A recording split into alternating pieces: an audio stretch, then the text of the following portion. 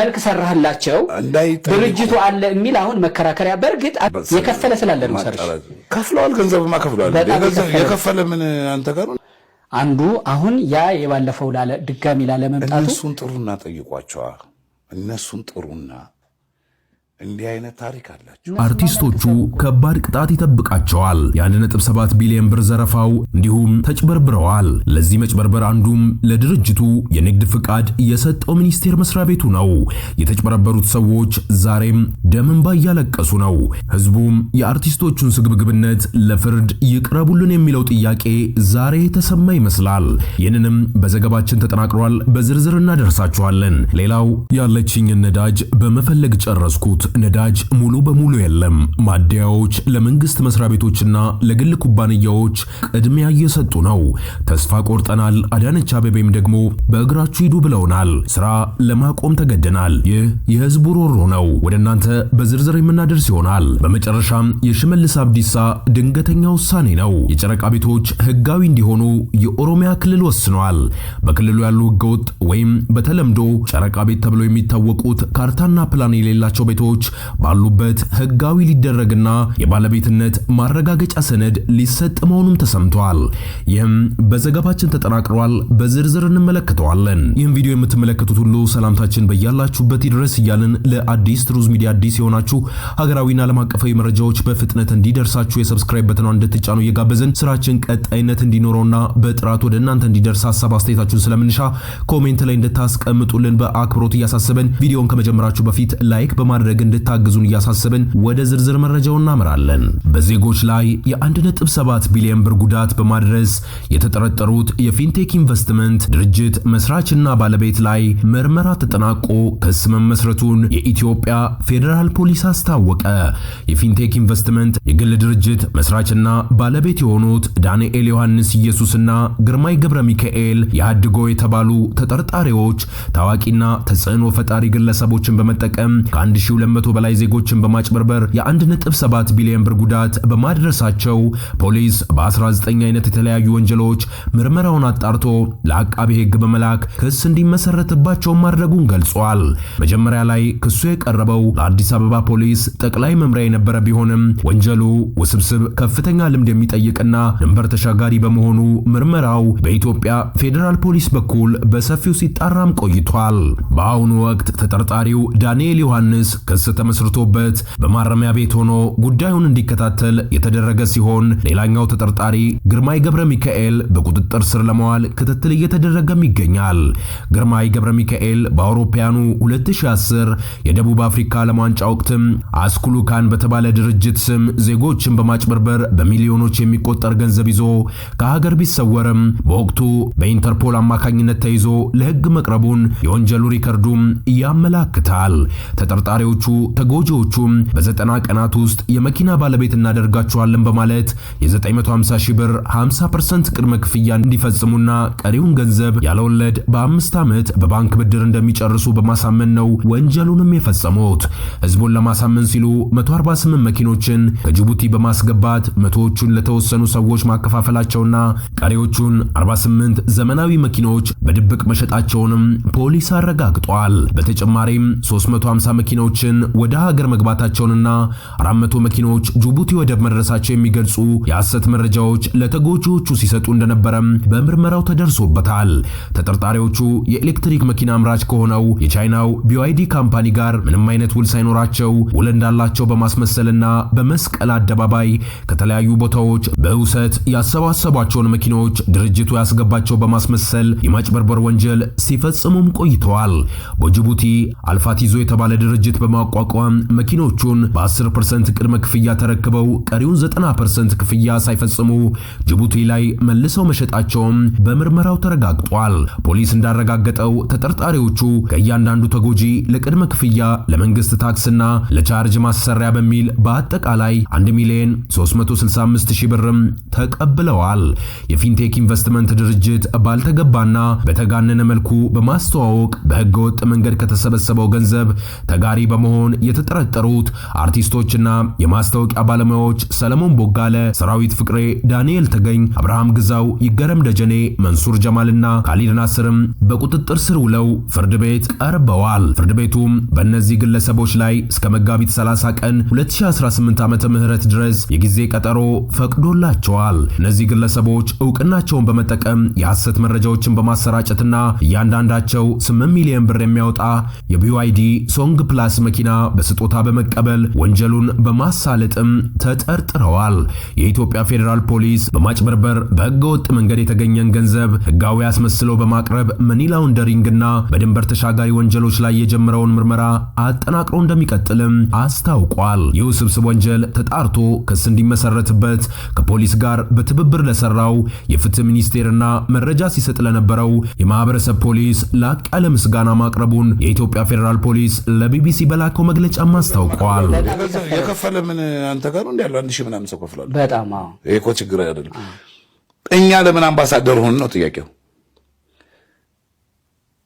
እንደ ዝናብ አምጥቶ እዛ ምንድነው መስቀል አደባባይ ላይ ያንን ሁሉ መኪና ሲያስረክብ ትልልቅ የመንግስት ኦፊሻሎች በሚኒስትር ዴታ ሌቭል ያሉ መጥተው ቁልፍ ሲያስረክቡ የከተማው ትራንስፖርት የምናምን ኃላፊዎች መጥተው እንትን ሲያረጉ ይሄንን ስታይ እንደገና ደግሞ ከሱ በላይ ደግሞ ያቀረበው ኦፈር ደግሞ 3 ሚሊዮን ብርና 2.7 2.8 ሚሊዮን ብር የሚሸጥ መኪና በኢንተረስት ፍሪ እንዴ ይሄ እኮ ማንኛውንም ሰው እኮ ለመግዛት ያጓጓል። ሌላው የሽመልስ አብዲሳ ድንገተኛ ውሳኔ የጨረቃ ቤቶች ህጋዊ እንዲሆኑ የኦሮሚያ ክልል ወሰነ።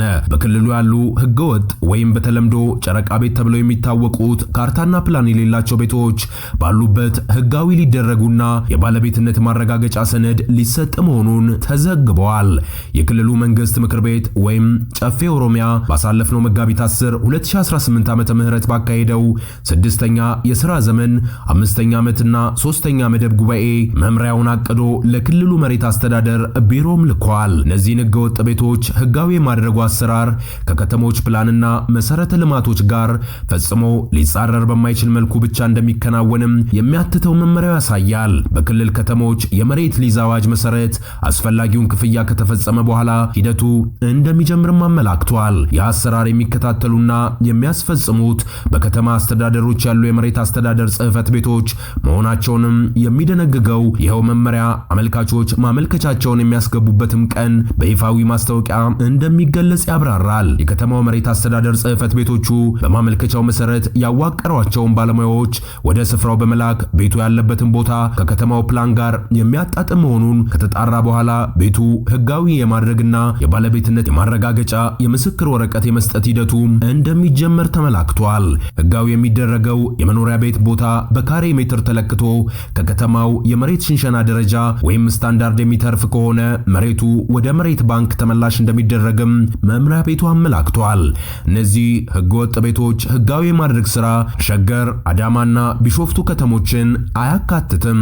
ክፍያን በተመለከተ በሊዝ ስርዓት በሚተዳደሩ ከተሞች በከተማው የመሬት ደረጃ መሰረት የከተማ መሬት ሊዝ አዋጅ ከጸደቀበት ከጥር 24 2005 ዓ.ም ጀምሮ ያለውን የሊዝ ውዝፍ ክፍያ እንዲሁም የጣሪያና የግድግዳ ግብር ክፍያ አመልካች መክፈል እንደሚኖርበትም መምሪያው ይደነግጋል። በመሬት ሊዝ ስርዓት ስር ባልገቡ ከተሞች የሚገኙ ቤቶች ደግሞ ከጥር 24 2005 ዓ.ም ጀምሮ በከተማው ደረጃ ተሰርቶ የመሬት ኪራይ እንዲሁም የጣሪያና ግድግዳ ግብር ክፍያ በተጨማሪም የክፍያውን 30 በመቶ ቅጣት መክፈል እንደሚጠበቅባቸውም ሰነዱ አብራርቷል። ክፍያው በአንድ ጊዜ ከፍለው ማጠናቀቅ ለማይችሉ ሰዎች በ2 ዓመት ውስጥ በ4 ጊዜ ክፍያውን ከፍለው ማጠናቀቅ እንደሚችሉ የፈቀደው መምሪያ በተቀመጠው የጊዜ ገደብ ክፍያውን ከፍሎ ያላጠናቀቅ አመልካች ግን መሬቱ ህጋዊ እንደማይደረግለትና የከፈለውንም ክፍያ መልሱ ብሎ መጠየቅ እንደማይችል አስጠንቅቋል። መምሪያዎቹን በተቀመጠለት የጊዜ ገደብ ያልፈጸመው አካል በመሬቱ ላይ የሰራውን ቤት ፈርሶ መሬቱ ወደ መንግስት የመሬት ባንክ ተመላሽ እንደሚሆንም የጠቀሰው መምሪያው መንግስት ቤቱን በማፍረሱ የሚያስከትለው ኢኮኖሚያዊ ጉዳት ካለ ቤቱ ሳይፈርስ ባለበት እንደሚወረስም ደንግጓል። በየትም ቦታ በስሙም ይሁን በሌላ ሰው ስም ከአንድ በላይ ህጋዊ ያልሆኑ መሬት ያለው ግለሰብ መሬቱ ህጋዊ በማድረግ ሂደት ውስጥ እንደማይስተናገድ የጠቀሰው መምሪያ ቤቱ ይልቁንም መሬቱ በመንግስት እንደሚወረስ ተናግሯል።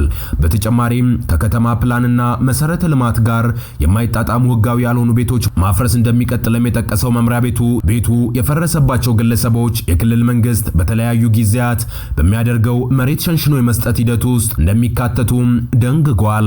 እነዚህን ህገወጥ የመኖሪያ ቤቶች ወደ ህጋዊ መንገድ የመመለስ ሂደቱ ከአንድ ዓመት የጊዜ ገደብ ውስጥ ተሰርቶ እንዲጠናቀቅ መምሪያ ቤቱ የሚያዝም ሆኗል።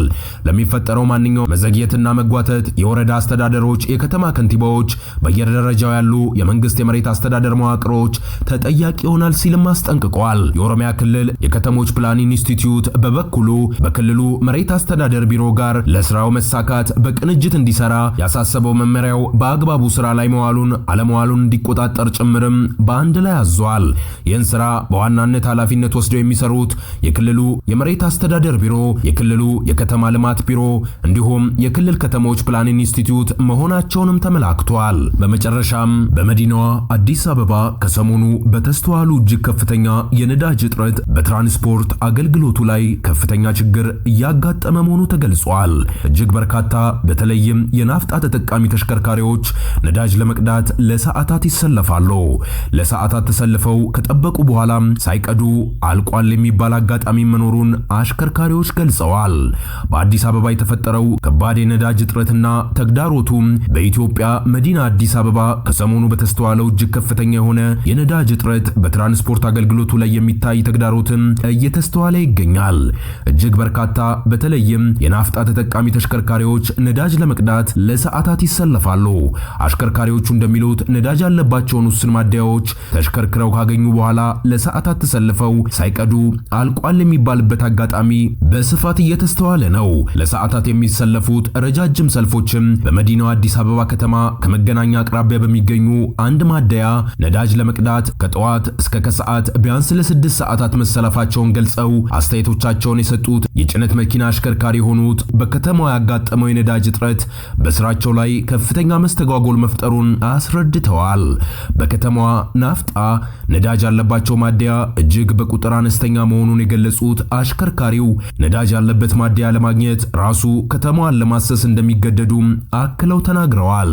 በቀን ውስጥ ከ6 ሰዓት እስከ 7 ሰዓት ነዳጅ ለመቅዳት ብቻ ለመሰለፍ ተገደናል የሚሉት አሽከርካሪው ነዳጅ ፍለጋ ከማደያ መዞሩም ሌላው ከባድ ስራ እንደሆነም ገልጸዋል። ለነዳጅ ፍለጋ የሚባክን ነዳጅ፣ ይህን ነዳጅ በመፈለግ የሚፈጠረው እንግልት ጊዜ ከመብላት በተጨማሪ በመኪናዎቹ ውስጥ የቀረችውን ነዳጅ አሟጦ እንደሚፈጅባቸውም አስረድተዋል። የቀረኝ ነዳጅ ሩብ አካባቢ ነበር፣ እሷንም ይኸው በፍለጋ እየጨረስኳት ነው በማለት ሰሞኑን የተፈጠረውን እጅግ አስከፊ የነዳጅ እጥረት ስራቸው ላይ ጫና ለማሳደሩም አልፎም ተስፋ ወደ ማስቆረጥ እየተሸጋገረ እንዳለም ገልጸዋል። ስራ ለማቆም ተቃርበናል ያሉት ከዚህ መገናኛ አካባቢ ከሚገኝ ነዳጅ ማደያ በተጨማሪ ዶቼ ቬሌ በአካል በተመለከታቸው ቄራ አካባቢ እንዲሁም ብሔራዊ የቀድሞ ሐራምቤ ሆቴል አካባቢ በሚገኙ ነዳጅ ማደያዎች ላይ ናፍጣ ለመቅዳት የተሰለፉ ተሽከርካሪዎች ብዛታቸው ለቁጥር የሚታክት እጅግ ረጃጅም ሰልፎችም የያዘ እንደሆነ ተናግረዋል። ይህ ሰሞኑን ከፍቶ የተስተዋለው የነዳጅ እጥረት ከአሽከርካሪዎች በተጨማሪ በተሽከርካሪ ባለንብረቶች ላይ የጎላ ስጋትንም ደቅኗል። አስተያየታቸውን እየሰጡ የሚገኙ አንዳንድ የከባድ ጭነት ተሽከርካሪ ባለንብረት በዚህ ባጋጠመው የናፍጣ አቅርቦት እጥረት እየገፉ ያሉት ህይወት ፈታኝ እንደሆነባቸውም አመልክተዋል። ነዳጅ ሙሉ በሙሉ የለም ማለት ይቻላል ሲሉ በምሬት የተናገሩት አስተያየት ሰጪው የሚሰጡት አገልግሎት በእጅግ በመስተጓጎሉ ገበያቸው ማሽቆልቆሉንም አመልክተዋል። ነዳጅ የያዙ አንዳንድ ማደያዎች ነዳጅ እያላቸው ለመንግስት መስሪያ ቤቶችና ፕሮጀክቶች ቅድሚያ እየሰጡ በመሆኑ ነዳጅን በቀላሉ አግኝተው ዘወትር የጭነት አገልግሎት ስራቸውን ለመቀጠል መፈተናቸውንም ጠቁመዋል። ይህ ደግሞ ህይወታቸውን ከማክበዱም አልፎ የዕለት ጉርስ እንኳን ለማግኘት ጥያቄ መደቀኑንም ያስረዳሉ። መኪናውን በባንክ ነው የገዛነው፣ ዕቁብ አለብን፣ ያለው ሁኔታ ግራ አጋብቶናልም ይላሉ። የነዳጅ እጥረቱ ያስከተለው የትራንስፖርት አቅርቦት ፈተና ሰሞንኛው በመዲናዋ አዲስ አበባ ውስጥ ከፍቶ የታየው የነዳጅ በተለይም የናፍጣ እጥረት በትራንስፖርት አገልግሎቱ ላይ ቀጥተኛ ፈተና ስለመደቀኑ ግልጽ ሆኗል። በዚህም በትራንስፖርት እጥረት በርካታ ዜጎች መፈተናቸውም እየገለጹ ይገኛሉ። እንደ አስተያየት ሰጪዎች ባሉበት ረጃጅም የትራንስፖርት ሰልፎች ስራ እንኳን በሰዓቱ መድረስ ፈተና ሆኗል ነው የሚሉት። በትራንስፖርት እጥረት ረጃጅም መንገዶች በእግራቸው ለመጓዝ የተገደዱ ስለመኖራቸውም ተጠቁሟል። በዚህ በርካቶች በስራቸው ላይ አሉታዊ ተጽዕኖች እንዲጋፈጡም እንዳስገደዳቸው ይናገራሉ። በነዳጅ አቅርቦት እጥረቱ እያጋጠመ ባለው የትራንስፖርት ብርቱ ፈተና በተመለከተ ተጨማሪ መረጃዎችም ከከተማ አስተዳደሩ ኮሚኒኬሽን ቢሮ ለማግኘት ያደረገው ጥረት እንዳልሰመረም አክለው ገልጸዋል። የከተማ አስተዳደሩ ከንቲባ ወይዘሮ አዳነች አቤቤ በቅርብ በይፋዊ ማህበራዊ ገጻቸው በኩል ባስተላለፉት መልእክት በመካከለኛው ምስራቅ ጦርነት መዘዝ ያጋጠመው የነዳጅ እጥረት ብርቱ ፈተናን ለመቋቋም የከተማዋ ነዋሪዎች አጫጭር መንገዶችን በእግራቸው እንዲጓዙ መክረዋል። ጠቅላይ ሚኒስትር ዶክተር አብይ አህመድም እንዲሁም ከፍተኛ የመንግስት ባለስልጣናትን ጨምሮ በመካከለኛው ምስራቅ ጦርነት ምክንያት የተፈጠረውን የነዳጅ እጥረት ፈተና ለማለፍ ምርቱን በቁጠባ መጠቀም የግድ መሆኑን መግለጻቸውም ይታወሳል። የአዲስ ትሩዝ ሚዲያ ቤተሰቦቻችን ለሰዓቱ ያዝንላችሁ ትኩስ መረጃ ይህንን ይመስል ነበር። በሌላ ሀገራዊና ዓለም አቀፋዊ መረጃ ዳግም እንድንገናኝ የቻናላችን ቤተሰብ በመሆን እንድትቆዩ እየጋበዝን እኛ ግን ከወዲሁ ቸር ቆዩ እንላለን።